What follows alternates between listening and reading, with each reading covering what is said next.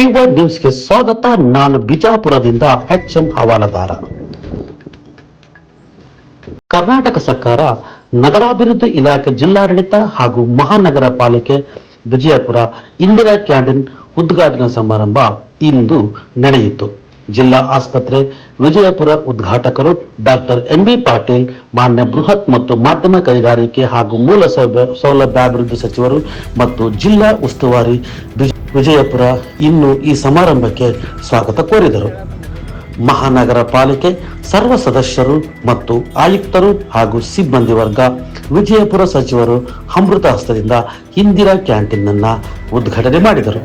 ನಂತರ ಸಭೆಯನ್ನು ಉದ್ದೇಶಿಸಿ ಮಾತನಾಡಿ, ಇಂದಿರಾ ಕ್ಯಾಂಟೀನ್ ಬಡವರಿಗೆ, ದಲಿತರಿಗೆ ಹಾಗೂ ಕೂಲಿ ಕಾರ್ಮಿಕರಿಗೆ ಅನುಕೂಲವಾಗಿದೆ ಮತ್ತು ಆಸ್ಪತ್ರೆಗೆ ಬರುವ ಎಲ್ಲಾ ಬಾಂಧವರಿಗೆ ಅನುಕೂಲವಾಗಲೆಂದೇ ವಿಜಯಪುರ ಜಿಲ್ಲಾ ಆಸ್ಪತ್ರೆ ಆವರಣದಲ್ಲಿ ಇಂದಿರಾ ಕ್ಯಾಂಟೀನ್ ಅನ್ನು ಉದ್ಘಾಟಿಸಿದ್ದೇವೆ ಎಂದು ಅವರು ಮಾತನಾಡಿದರು. ಈ ಸಮಾರಂಭದಲ್ಲಿ ವಿಜಯಪುರ ಜಿಲ್ಲೆಯ ಎಲ್ಲ ಅಧಿಕಾರಿಗಳು ಹಾಗೂ ಜಿಲ್ಲಾ ಎಲ್ಲ ಹಿರಿಯ ವೈದ್ಯಾಧಿಕಾರಿಗಳು ಭಾಗಿಯಾಗಿ ಕಾರ್ಯಕ್ರಮಕ್ಕೆ ಶೋಭೆ ತಂದಿದ್ದಾರೆ. ವರದಿ ಎಚ್ಎಂ ಹವಾಲ್ದಾರ್, ವಿಜಯಪುರ.